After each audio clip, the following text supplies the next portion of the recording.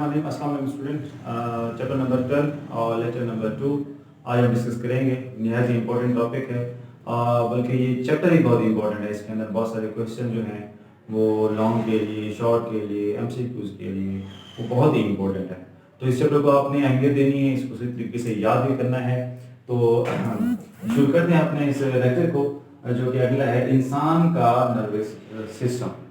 हम बुनियादी तौर पर इसमें पढ़ेंगे कि जो हम ह्यूमन हैं, इंसान हैं, हमारे जिस्म के अंदर जो कोऑर्डिनेशन है, जो कंट्रोल है, वो कैसे होता है। क्या क्या अवामिल ऐसे हैं जो हमारे जिस्म की कोऑर्डिनेशन में, हमारे जिस्म को कंट्रोल करने में, हमारे जिस्म को सहारा देने में, हमारे जिस्म की पूरी जो चलना उठना बैठना ये रब्त है वो उसको कंट्रोल करते हैं। कैसे कंट्रोल करते हैं, क्या क्या अवामिल हैं, आइए उसको डिस्कस करते हैं।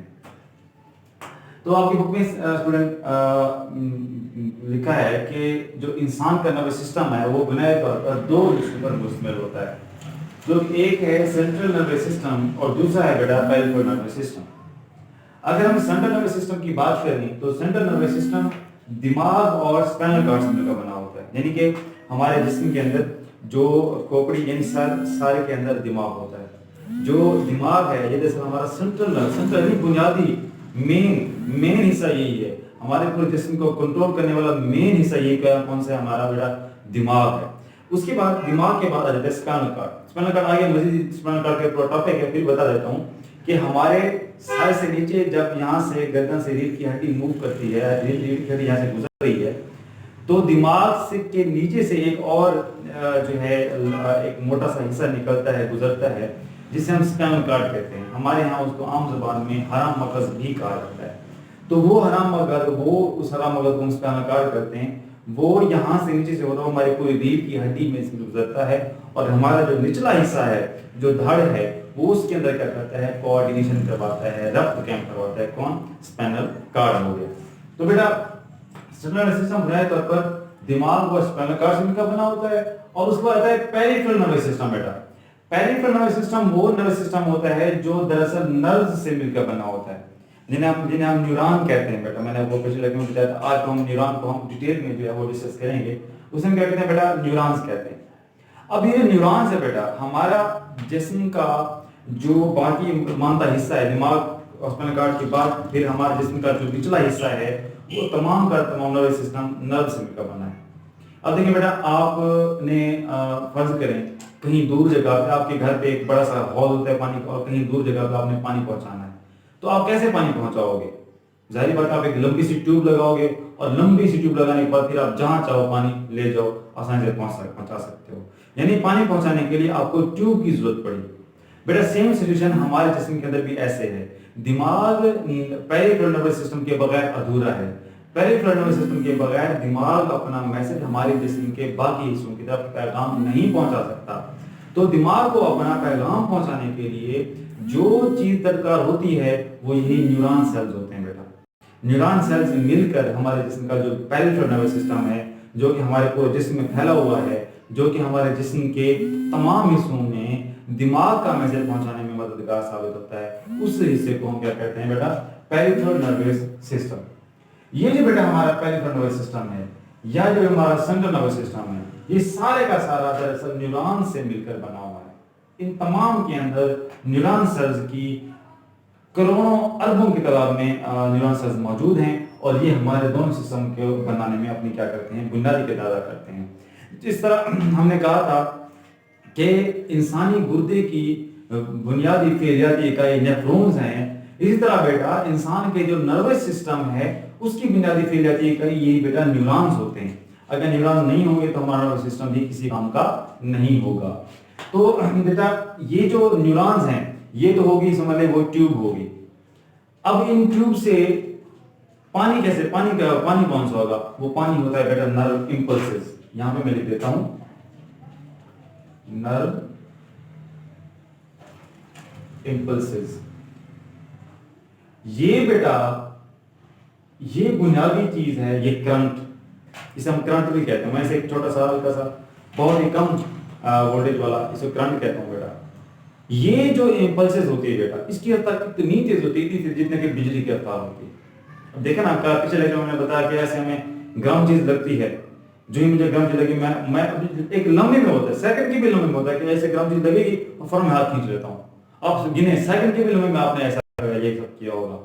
तो ये कैसे सर अंजाम हुआ बेटा? स्टिमुलाई थी, स्टिमुलाई से रिसेप्टर्स को मैसेज मिला, रिसेप्टर्स ने महसूस किया, रिसेप्टर ने फौरन नर्व इंपल्स पैदा की, वो नर्व इंपल्स दिमाग के पास गई, दिमाग ने एनालाइज किया, दर्द महसूस हुआ, फिर दिमाग ने वापस इफेक्टर को मैसेज भेजा कि तुम अपना हाथ खींच लो, और रद्द तौर पर हमने अपना हाथ खींच लिया।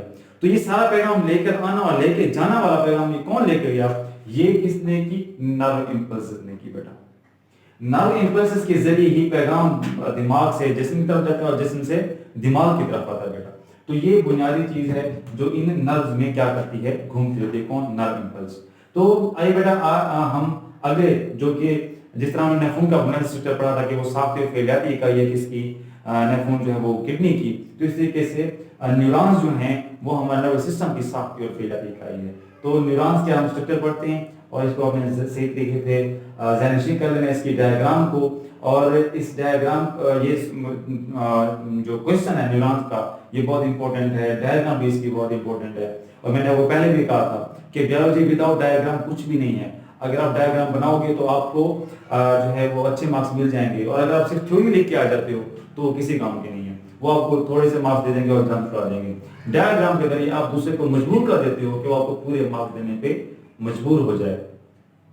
तो बेटा आपने डायग्राम जो है वो लाजमी अपने हर सवाल के अंदर बनाए रखें, प्रैक्टिस किया करें। लेकिन बेटा एक चीज ये होती है कि अगर फर्ज करें अब ये डायग्राम मैंने बनाई है, अगर डायग्राम आप ज़बानी याद कर लो, यही से याद कर लो, आप इसकी थ्योरी आसानी से लिख सकते हो। ये आप ये सेल बड़ी ये आप मैं आपको पढ़ाता हूँ तो ये याद हो जाएगी, आप थ्योरी भी खुद ब खुद बना लोगे, आपको थ्योरी याद करने की जरूरत नहीं पड़ेगी। डायग्राम को देखते हुए आप सारी थ्योरी खुद लिख लोगे।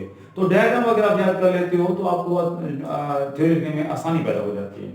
तो देखिए बेटा हम न्यूरॉन सेल की बात करते हैं तो बेटा न्यूरॉन सेल्स के बुनियादी तौर पर दो हिस्से होते हैं। एक होता है जिसे मैं कहता हूं, तो दूसरे में कहते हैं हम सेल, और एक को कहते हैं धड़। जो सेल होता है इसे हम कहते हैं सेल बॉडी बेटा। जो सेल होता है इसे हम कहते हैं सेल बॉडी, और जो इसका जिसमें धड़ होता है उसे हम कहते हैं एक्सॉन। क्या कहते हैं बेटा? उस धड़ को हम कहते हैं एक्सॉन। अब जो सेल बॉडी है वो किन हिस्सों पर मुश्तमिल है बेटा? सेल बॉडी जो है ये दरअसल दो हिस्सों पर मुश्तमिल है, जिसमें आपको एक तार की तरह के उभरे हुए हिस्से नजर आ रहे होंगे बेटा। इन तार के उभरे हिस्सों को हम कहते हैं डेंड्राइट्स बेटा। और इसी डेंड्राइट्स के सेंटर में बेटा क्या मौजूद होता है? न्यूक्लियस मौजूद होता है, और इसके दरमियान में भी क्या होता है बेटा? साइटोप्लाज्म भी मौजूद होता है। ये क्या है बेटा? साइटोप्लाज्म।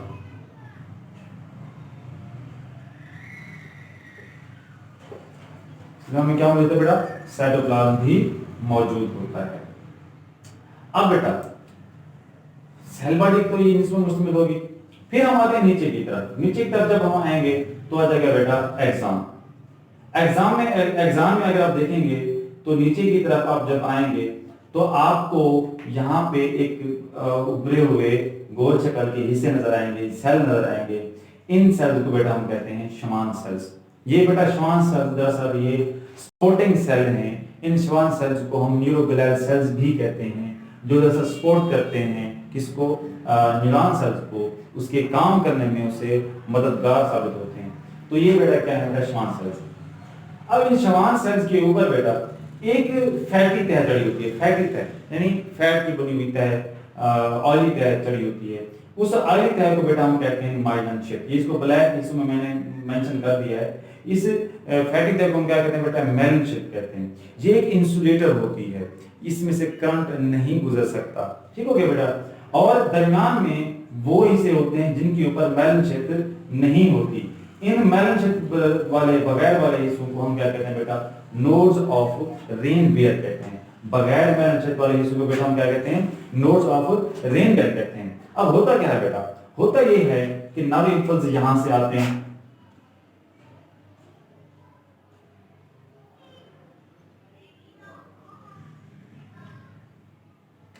ये नर्व इंपल्स आ रहे हैं। नर्व ये मैंने तीर बनाया है कि नर्व इंपल्स की डायरेक्शन ऐसे है, ऊपर से नीचे की तरफ। यानी डेंड्राइट्स जो हैं, जो बेटा सॉरी जो डेंड्राइट्स हैं, डेंड्राइट्स क्या करते हैं? नर्व इंपल्स को नर्व इंपल्स को सेल बॉडी की तरफ लेके जाते हैं। ये सेल बॉडी होगी ना बेटा, अब देखिए इस तरफ जा रहा है।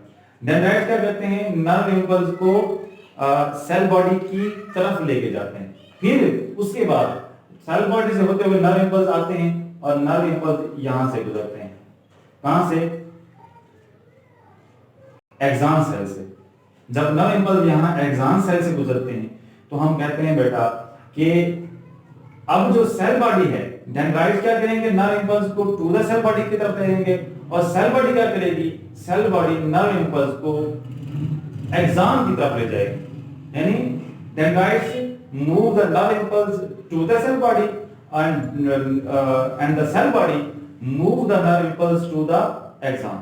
ठीक है कि डेंड्राइट्स क्या करते हैं, नर्व इंपल्स को सेल बॉडी की तरफ लेके जाते हैं और सेल बॉडी नर्व इंपल्स को एक्सॉन की तरफ लेके जाती है। ठीक हो गया बेटा, तो ये काम है इसका डेंड्राइट्स का। फिर उसके बाद क्या होता है बेटा, फिर होता ये है कि ये जो नर्व इंपल्स आती हैं, जब ये इसी मैलन से गुजरती है, मैंने आपको कहा था कि मैलन क्षेत्र जो होती है वो इंसुलेटर होती है, तो इसमें से करंट नहीं गुजर सकता। तो जब नर्व इंपल्स आती हैं तो मैलन क्षेत्र तो करंट इसमें से गुजरता ही नहीं है, तो फिर यहाँ पे जंप करती हैं। नर्व इंपल्स क्या करते हैं बेटा, जंप करके मूव करती हैं। जब वो जंप करके मूव करती हैं तो इससे उनकी रफ्तार बढ़ जाती है, बहुत तेज से नर्व इंपल्स मूव करती हैं। तो जो ये इंपल्सेस बहुत तेज से जंप करके मूव करती हैं, हम उन्हें कहते हैं साल्टेटरी इंपल्सेस। ये मैंने यहाँ पे लिख दूं, जगह तो नहीं है, यहाँ पे लिख देता हूं मैं। उन नर्व्स को हम क्या कहेंगे बेटा, साल्टेटरी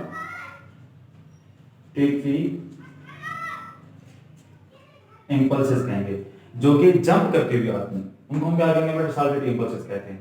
और यही जंप करने की सलाहियत ही है कि जिसकी वजह से ये जो नर्व इंपल्स होती है, गिरफ्तार तेज हो जाती है, ऐसे छूते हैं, महसूस होते हैं और खींच भी लेते हैं।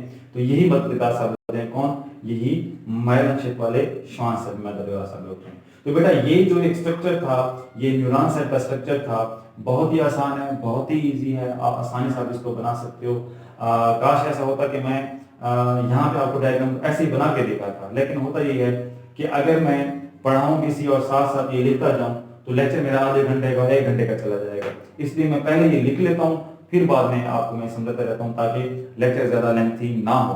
अगर लेक्चर ज्यादा लेंथी होगा तो शायद आप भी बोर हो जाओ और अभी लेक्चर ना होगा, इसलिए मैं फिर इसको शॉर्ट करने की कोशिश करता हूँ बेटा।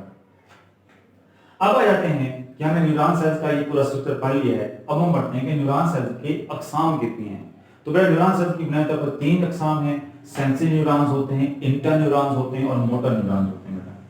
सेंसरी न्यूरॉन जो होते हैं बेटा, सेंसरी न्यूरॉन में सेंसर, सेंस यानी रिसेप्टर्स, ये सेंस करते हैं, ये किसी चीज को महसूस करने वाले न्यूरॉन्स हैं। ठीक है, दूसरे में ये हमारे सेंसर्स से, रिसेप्टर्स से मालूमात लेकर कहां आएंगे, दिमाग की तरफ। इनका काम ये होगा, सेंसरी न्यूरॉन का काम ये होगा कि ये मालूमात को हमारे जिस्म से दिमाग की तरफ लेके जाएंगे। ठीक हो गया बेटा। और वो कहते हैं जैसे ये सेंसरी न्यूरॉन की डायग्राम है, इसमें एक जो है एक्सॉन और एक डेंड्राइट होता है, सेल बॉडी इसके सेंटर में होती है, किसके, सेंसरी न्यूरॉन के। और उसके बाद आते हैं बेटा इंटर न्यूरॉन। इंटर न्यूरॉन जो होते हैं बेटा वो हमारे दिमाग और स्पाइनल कार्ड में होते हैं। ये दूसरे लफ्जों में ये दिमाग सेंसरी न्यूरॉन से जो मालूमात आएंगी, ये दिमाग के अंदर ये इंटर न्यूरॉन होते हैं, वो उसको एनालाइज करते हैं, फिर रद्द-ए-अमल बनाकर वो भेज देते हैं किसको, इफेक्टर की तरफ। और इफेक्टर की तरफ जो मालूमात लेके जाते हैं वो मोटर न्यूरॉन, ये वाला मोटर न्यूरॉन है, वो लेके जाता है। ठीक हो गया बेटा। तो जो इंटर न्यूरॉन होता है उसमें एक एक्सॉन होता है और डेंड्राइट्स बहुत से होते हैं। जो मोटर न्यूरॉन होता है उसके अंदर बहुत सारे डेंड्राइट और एक बहुत सारे एक्सॉन मौजूद होते हैं। ठीक हो गया बेटा। तो ये जो थी वो 3 अकसाम थी किसकी, न्यूरॉन सेल की। ये जो थी डायग्राम थी किसकी, न्यूरॉन सेल की, बहुत ही इंपॉर्टेंट है। उम्मीद करता हूँ कि ये पूरा लेक्चर आपको क्लियर हो गया होगा। आपको इसमें कोई कंफ्यूजन अगर हुई हो तो आप मुझसे पूछ सकते हैं। अपनी दुआओं में याद रखा करें। शुक्रिया।